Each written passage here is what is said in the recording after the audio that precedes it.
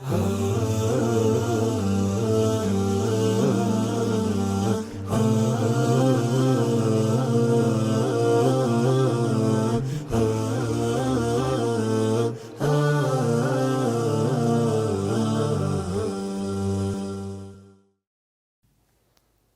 الله الرحمن الرحيم. الحمد لله والصلاة والسلام على رسول الله وبعد.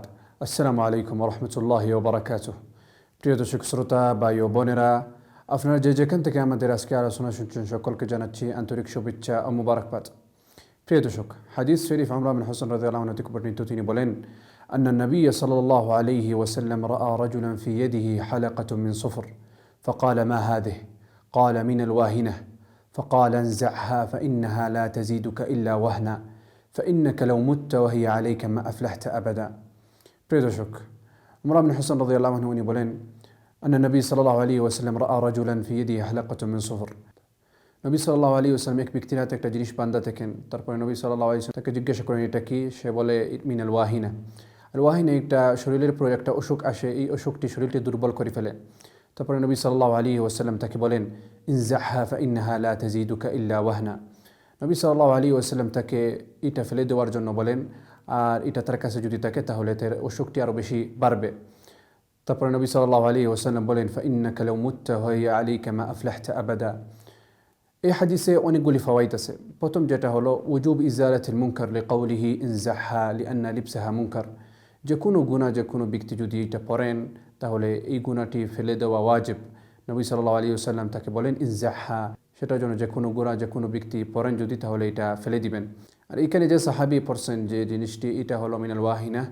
আল ওয়াহিনা, এটা শরীরের উপর একটা অসুখ আসে, এই অসুখটি শরীরটি দুর্বল করে ফেলে। নবী সাল্লাল্লাহু আলাইহি ওয়াসাল্লাম তাকে বলেছেন এটা যদি তার সাথে থাকে তাহলে এই অসুখটি আরও বেশি বাড়বে। আর এখানে যে ব্যক্তি পড়ছে এই জিনিসটি হাতে, উনি মনে করতেছে এই জিনিসটি পড়লে তাহলে তার অসুখটি চলে যাবে, কিন্তু এটা সে পড়ার পরেও তারপরেও এই অসুখটি আরও বেশি বাড়বে, যেহেতু সে এটার উপরে তাওয়াক্কুল করছে। এটার জন্য যে কোনো ব্যক্তি এইরকম গুনাহ করেন তাহলে এই গুনাহটি ফেলে দিবেন। এই হাদিসের দ্বিতীয় ফায়দাটি হলো, নবী সাল্লাল্লাহু আলাইহি ওয়াসাল্লাম সাহাবী ব্যক্তিকে বলেছেন, লাউ মুত্তা ওয়া হিয়া আলাইকা মা আফলাহতা আবাদা। সাহাবীকে বলেছেন এটা তার হাতে নিয়ে তার যদি মৃত্যু হয় তাহলে সে কোনোদিন সফল হবে না। এটা নবী সাল্লাল্লাহু আলাইহি ওয়াসাল্লাম সাহাবীকে বলেছেন। তাহলে দেখেন, নবী সাল্লাল্লাহু আলাইহি ওয়াসাল্লাম সাহাবী ব্যক্তিকে বলেছেন সে সফল হবে না, তাহলে সাধারণ মানুষের আযাবটি আরও বেশি থাকবে। সেটার জন্য যিনি ভাইরা যে কোনো ব্যক্তি গুনাহ এরকম ব্যবহার করে অথবা ওনার হাতে অথবা গলা অথবা যে কোনো জায়গায়, তাহলে এই গুনাহটি ফেলে দিবেন আর আল্লাহ সুবহানাহু ওয়া তাআলার উপরে তাওয়াক্কুল করবেন। আর নবী সাল্লাল্লাহু আলাইহি ওয়াসাল্লাম আমাদেরকে অনেকগুলি জিকির আজকার বলেছেন সকাল বিকাল পড়ার জন্য। এগুলি পড়লে আল্লাহ সুবহানাহু ওয়া তাআলা আমাদেরকে রক্ষা করবেন।